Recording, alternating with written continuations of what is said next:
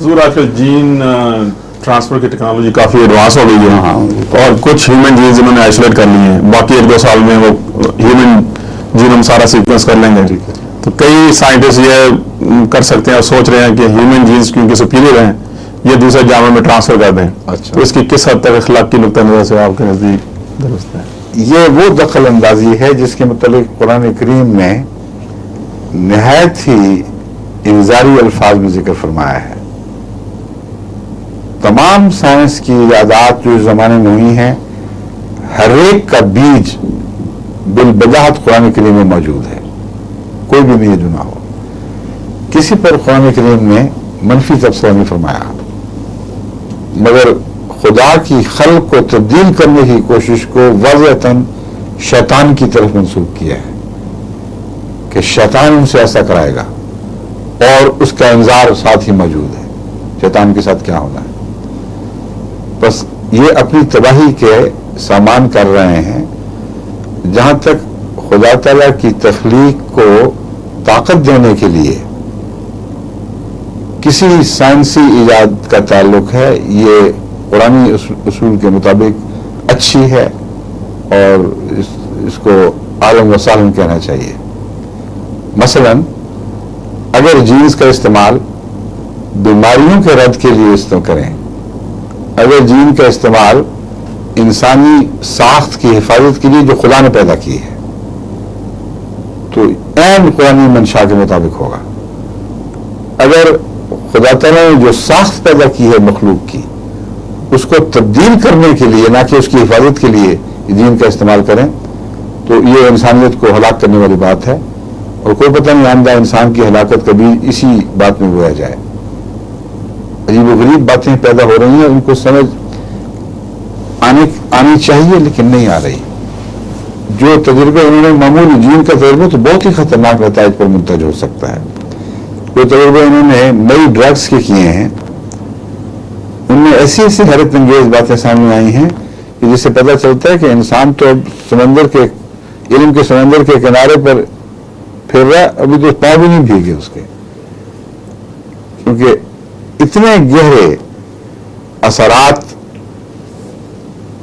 کائنات کے ان قوانین میں پوشیدہ ہیں جو خدا تعالیٰ نے انسان کے سہارے کے لیے پیدا کیے ہیں. فکرہ غور سے سنیں، وہ تمام قوانین جو کائنات میں پائے جاتے ہیں جو انسانی زندگی کی تشکیل اور اس کو سہارا دے کر آگے بڑھانے کے لیے خدا تعالیٰ نے سب استعمال کیے ہیں، اور سخر جو کر دیے سب کائنات کو انسان کے لیے، ان میں کوئی تبدیلی نہیں ہو سکتی. انہوں نے بہرحال غالب آنا ہے، اور ان قوانین کے اندر ایسے ایسے راز سربستہ ہیں کہ ان سے لا علمی کے نتیجے میں جب بھی ان کو استعمال کرنے کی کوشش کی فائدے میں اپنی طرف سے اس کے خطرناک نقصان بھی ظاہر ہوئے ہیں لا علمی کے. بس علم حاصل کریں، قوانین کے مطابق چلیں، قوانین کا جو آخری رخ ہے اس کو تقویت دینے کی کوشش کریں تو سب کچھ جائز ہے. جہاں رخ بدلنے کی کوشش کریں گے اللہ کی خلق میں اس طرح کی دخل اندازی، وہاں لازماً انہوں نے شکست کھانی ہے. کیمیکلز کی بات میں کر رہا تھا، آرٹیفیشل کیمیکلز کا جو استعمال ہے اس کے کیسے کیسے بھیانک نتیجے نکلتے ہیں لا علمی کے نتیجے میں. آپ تو سائنسدان ہیں، آپ کو تو علم ہوگا کہ جو ذرے ہیں کیمیاوی ان کے الیکٹرانز کی گردش دائیں سے بائیں یا بائیں سے دائیں، بائیں سے دائیں یا دائیں سے بائیں، اور یہ جو گردش ہے ان کی اس کو سپن کہتے ہیں، رائٹ سپن لیفٹ سپن. اور پھر ذرے خود بھی سپن کر رہے ہیں سب، اور نیوٹرینوں تک بھی سپن کر رہا ہے، اور اس سپن کے متعلق ان کو بہت ہی معمولی واقفیت ہے. یہ علم ہے کہ یہ جو سپن ہے یہ اندر واقع ہو رہا ہے، اور ایک ہی کیمیکل ایک ہی صفات کے ساتھ، کیمیکل اور فزیکل پراپرٹیز کے ساتھ مختلف سپن رکھ سکتی ہے. یعنی میٹھا ایسے کیمیکل کیمیاوی اجزاء سے بھی بن سکتا ہے جو رائٹ سپننگ ہو، اور ایسے سے بھی بن سکتا ہے جو لیفٹ اسپننگ ہو. اب شوگرز کیوں، لیکن ہضم سمجھ نہیں آتی ان کو، مگر یقینی بات ہے شوگرز کا اسپن رائٹ ہے. اور زندگی اپنے ہر مقام پر کسی بھی قسم کی ہو رائٹ اسپن والی شوگر کو قبول کرتی ہے، لیفٹ کو رد کرتی ہے. ایک بھی جگہ زندگی میں رائٹ اسپن کی شوگر کو اختیار ہی نہیں کیا. اس لیے جتنے گنے کے کھیت ہیں یا یہ چقندر کے ذریعے میٹھا بنایا جاتا ہے یا اور پھلوں کے ذریعے، ان سب کا اسپن رائٹ ہے. اب انہوں نے آرٹیفیشلی، چونکہ اسپن رائٹ تھا شروع سے ہی زندگی میں ہر منزل پر رد کیا، اس لیے یہ شوگر تقریباً غائب ہو گئی. اتفاقاً کہیں پائی جاتی ہو وہ ایک الگ بات ہے، لیکن انہوں نے آرٹیفیشلی بنائی. اور جب بنائی بہت مہنگی بنی، کیونکہ خود آرٹیفیشل یعنی مصنوعی ذریعے سے بنائی، تو جب کھائی تو جسم نے کلیتاً رد کر دی. لیکن پراپرٹیز وہی ہیں، میٹھا محسوس ہوا، پورا چٹخوروں نے اس کے مزے اٹھائے، لیکن ایک ایک ذرہ رد ہو گیا، پوری گوتری باہر نکل گئی.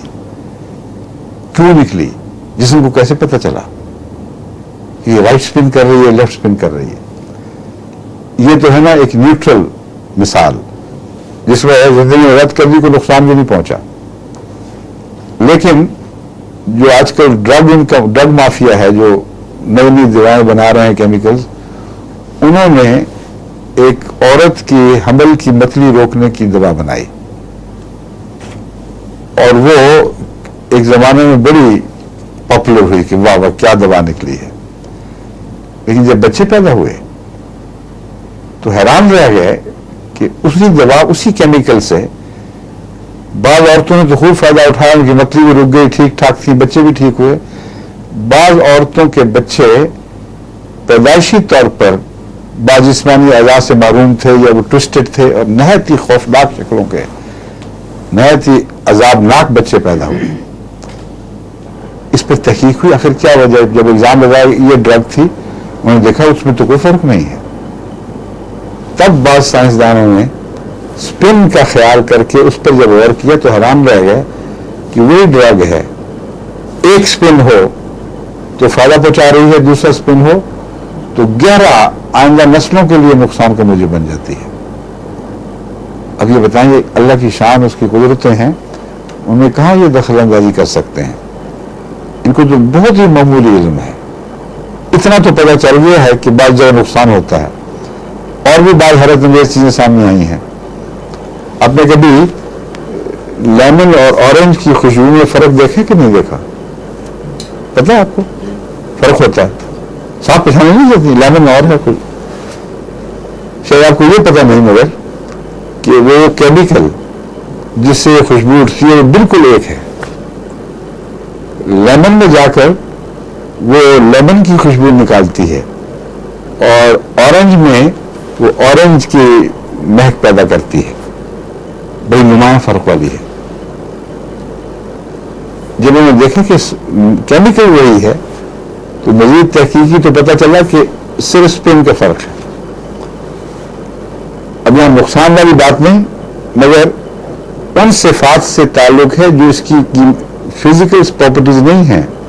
وہ انسان کے اندر جو olfactory glands ہیں، یہ ان کا کمال ہے کہ وہ پہچانتے ہیں کہ اسپن رائٹ ہے یا لیفٹ ہے. عورت کے رحم کو خدا نے یہ صلاحیت بخشی ہے کہ وہ پہچانے کہ یہ رائٹ اسپن دوائی آئی تھی میرے پاس، یہ لیفٹ اسپن دوائی آئی تھی. اور اگر روح نہ ہو تو ان چیزوں کے خلاف کیسے رد عمل دکھا سکتا؟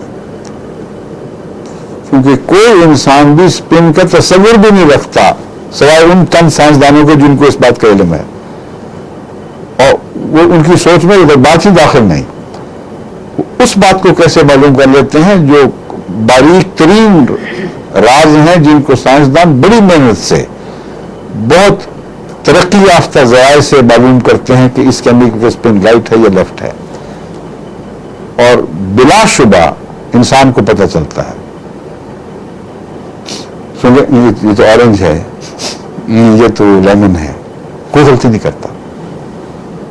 فرق صرف ان کا ہے، یہ کائنات ہے اللہ تعالیٰ کی، یہ اس کے راز ہیں، ان میں بے حیائی کے ساتھ، جرت کے ساتھ دخل اندازی کرنا اور یہ کہنا کہ جی ہم نے جیل، وہ بھی تو اللہ سے تخلیق سے چوری کرتے ہیں نا، اب جیل اٹھا کے فلاں میں داخل کر دیں گے، فلاں میں داخل کر دیں گے، عجیب و غریب قسم کے روحانی طاقتوں والے کتے اور بلیاں اور سور پیدا ہو جائیں گے، تو یہ ان کے توہمات ہیں، ان کا علم کسی منزل پہ بھی کامل نہیں ہے، ان کو ایسی ایسی ٹھوکریں لگنی ہیں، ایسی سزا دے گی قدرت کہ ان کے تصور میں بھی نہیں۔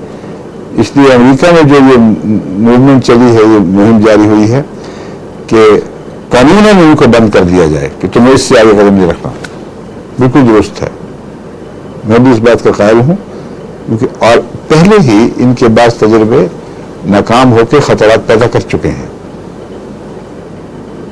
جو بتاتے ہیں نا کہ یہ جین اس میں جائے گی تو یہ پیدا کرے گی، یہ بھی درست نہیں۔ ایک جین کو جس کے کیریکٹر ان کو معلوم ہے کہ یہ ہیں، اس کو انہوں نے دوسرے انسیکٹ میں داخل کیا جس کو مطلب پتا تھا کہ یہ کیریکٹر پیدا کرے گی، وہ نہیں کیا، کچھ اور کر دیا۔